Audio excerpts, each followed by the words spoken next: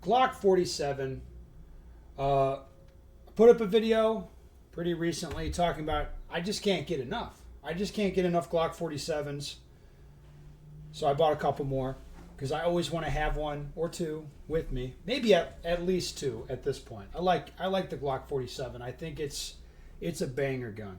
It's really nice. It's that same old Glock 17 type of look, Glock 19 spring, with all the Gen 5 goodness, right? So to me, this is the Glock to buy, and it's the Glock I want to shoot.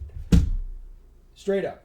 It's at the point I can shoot my old Glocks, of course, but I noticed the difference between like a 34, 47, and a 47, and I just like the 47 enough better that it's like, I don't really want to shoot the old ones anymore. I want to shoot the Glock 47. Now let's go through your comments. You guys left a couple hundred on that video. See what you had to say about it. Ben buying Glocks like my wife buys disposable Tupperware. It's like, well, maybe I do. Maybe I do buy a lot of Glocks, but to me, this gun, it's not like it's a super cheap gun, but it's not, buying this is not a huge deal. I don't have to think about it too hard. Despite what you guys think, I don't buy like $5,000 2011s like that where I just like, yeah, well, no, I don't give a fuck, just buy. I mean, I put a little thought into it. Okay, next comment. Leaves behind 10K worth of 2011s with Joel. Proceeds to tell the entire internet that the Glock 47 is better and he can't live without them. Well, yeah, so I did leave a gun box behind. But the gun that I missed out of that box was the Glock 47. That's the one I was sad about. The other ones, like the 2011s are fine, but I can take them or leave them. It's like the 47 I actually need. Need to have that. Like that's for like law enforcement type classes. Like that's what I'm probably going to use. So I need that. Like the 2011s, like, yeah, that's fine for like a competition class. But if I shoot a Glock 47 and that, like teaching that class, like that's fine too. So that's why. Most people buy optics for their guns. Ben buys Glocks for his optics. You're not entirely wrong. It's happened more than once that new optics show up for me to play with, and I was like, oh, I need a gun to put this on. All right, Ben buys Glock 47s like I buy energy drinks. Yeah, it's true. All right, one comment on here where I did say that buying a Glock 47 every time I need one seems ridiculous, so I should just buy two in one shot. That's what I actually end up doing. I ended up just buying two. I actually LOL'd at this one like, yep. Ben thinks to himself, do I mind if ATF gets a report on my multiple purchase? Nah, let's go. Like, that's true, actually. That calculus went through my head, and it's like, yeah, I don't really care. I need two right now because I'm leaving. Like, I'm going on a trip tomorrow, and I want my two Glocks. I want them now. All right. Major advantage of the Glocks, it will keep your leg free of surprise discharge holes. Not every gun out there is capable of that. Whew. You're throwing mad shade at SIG, and I'm here for it. All right, Ben is single-handedly keeping CH Precision afloat with the brass butt plug for his Glocks. Like, yeah, maybe I am. I do like those a lot as well. It takes the 47 and makes the balance a bit nicer. So I'm a fan of the brass butt plug. All right, I just tried out my Glock 47 last weekend. I was highly impressed with it. Feels like less recoil than my 19 with an afterburner comp. Like, yeah, the comp keeps the gun flatter, but it'll still be kind of violent. It's loud and violent with the comp on it, but flatter, right? The 47 will feel a little softer. If you comp a 47, whew, it's wild times, man. We all know you bought those new 47s just so you could get the 2 MOA Defenders. I don't think that's true. I was going to get the 2 MOA anyway. All right, 2023, everyone. Who the hell is buying a Glock 47? 2025, Ben, I lost my Glock 47. Now I'm buying 2 more. Yeah, it's facts. It's just better. It is. I want it.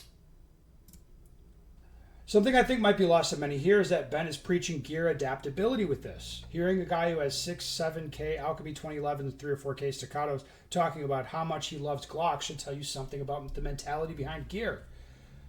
I'd say that because Ben has the fundamentals of shooting down. He's able to wring the best of the platform. He can obviously tell the differences between platforms. It's less about the gear and more about the skill. Frankly, adaptability is a skill. Thanks, Ben, for showing how it's done. Yeah, gear adaptability is good. You take the same principles and apply them to any gun. And like the thing that I love about this, it's like mechanically simple. It's simple to use. It's relatively cheap. It's ubiquitous, right? Like this will work for me in so many settings. Like I said, I could do law enforcement, military classes with this. I could do competition classes.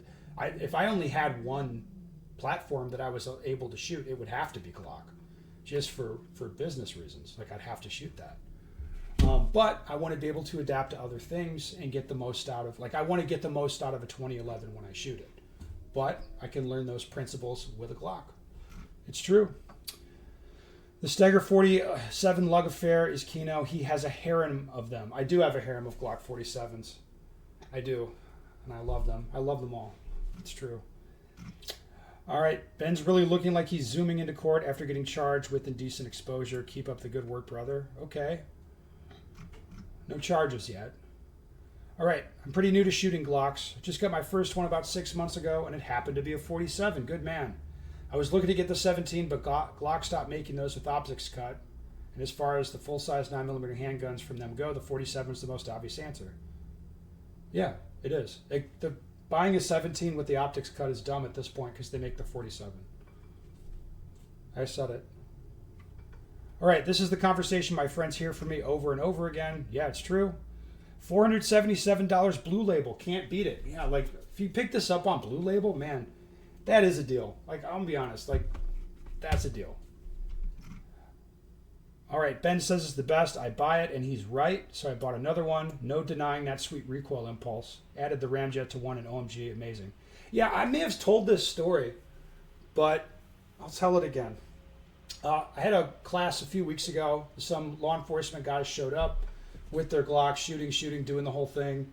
And one of the guys had an older Glock, and I was like, dude, just take my 40. I gave him a 47, like, just shoot this.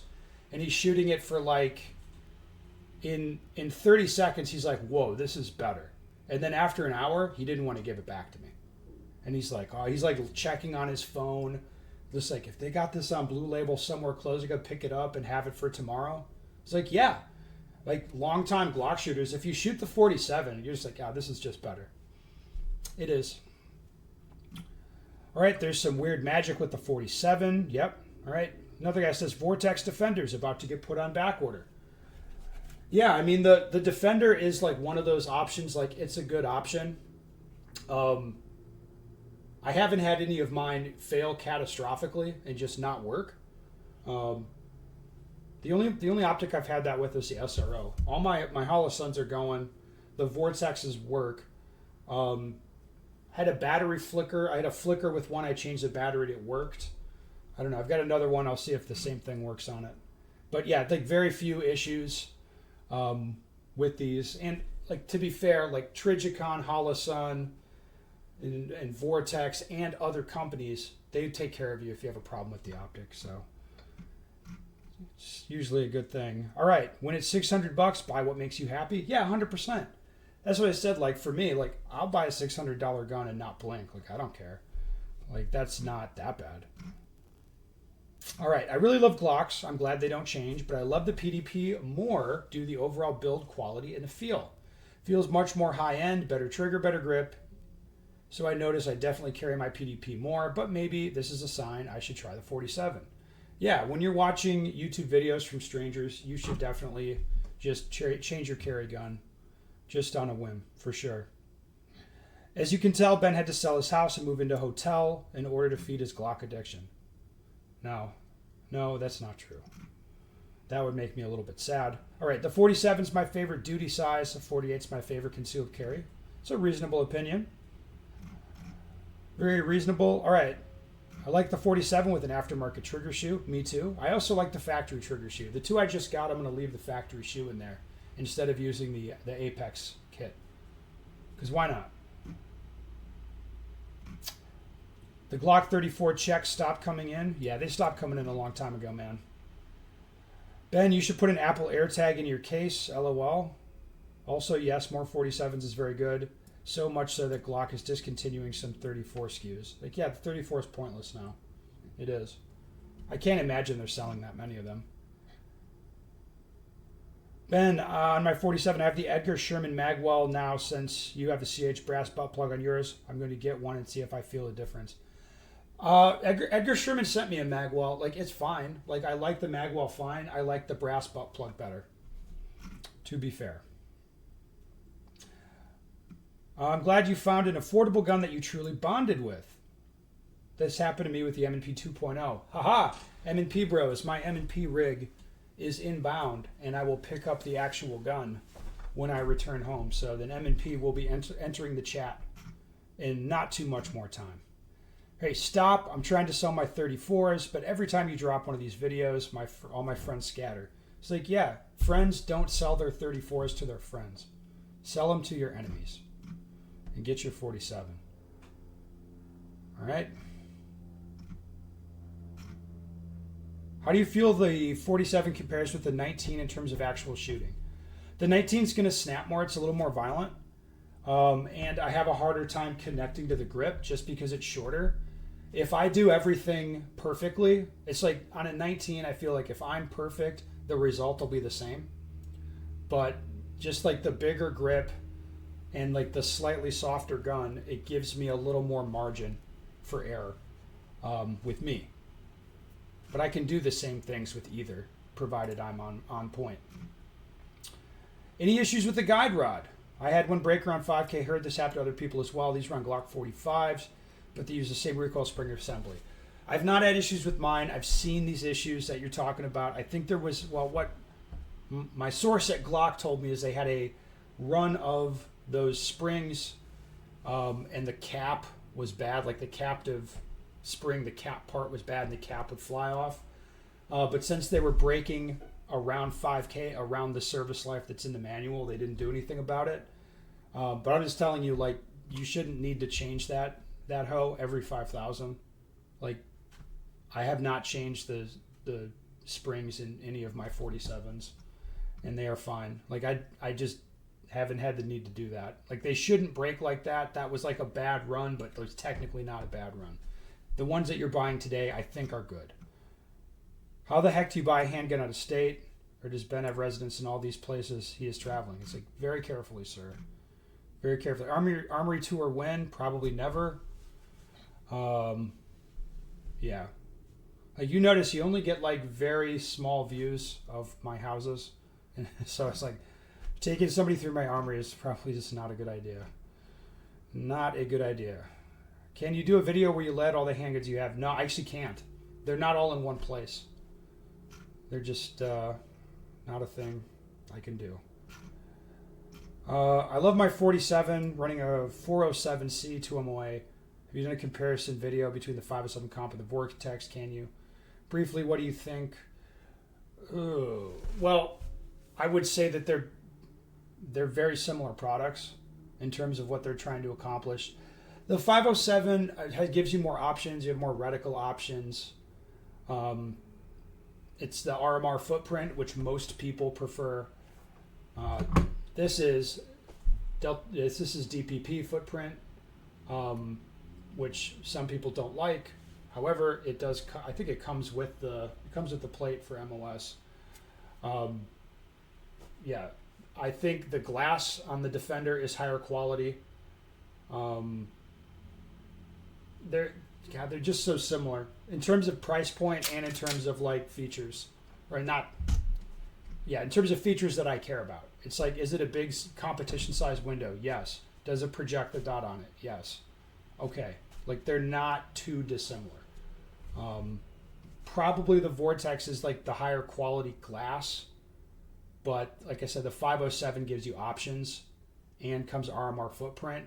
I for sure see more Holosuns than I see Vortex. I'm starting to see way more Vortex stuff in classes. And I don't like, and again, going back to Trigicon, not many people are shelling out for SROs anymore because it's sort of pointless. It's not really better. All right. Well, there we go, guys. You know I love the 47. Oh, wait, here's an interesting comment. It's pretty hard to buy too many Glocks. Is there such a thing as too many? I mean, not really. All right. I don't understand Glock complaints either. Between the 17 and the 47, does the 47 slide move more athletically because of the shorter 19 recoil system? Even though the slide are the same length? Yeah, I would say yes, that's true. The spring change was genius. All right, but I just bought a 47, so I'll figure it out for myself. Okay, I thought I'd just get your opinion. I know you said the 34 cycle is more sluggish than the 47. Yeah. But I also thought the 47 slide is shorter, lighter, question mark, than a 34 slide. Even though it has the same recoil system, that might be more athletic than the 30. You know, the spring makes a difference and the slide makes a difference as well. Some of my 34s have the cutout, which makes them the same weight as the 17 slide. Others of them don't. I can tell a difference a little bit when shooting. It's not a huge difference. I think really the difference maker is the spring. I think the spring is the magic. All right. Well, we'll leave it there, guys. I'll catch you in the next one.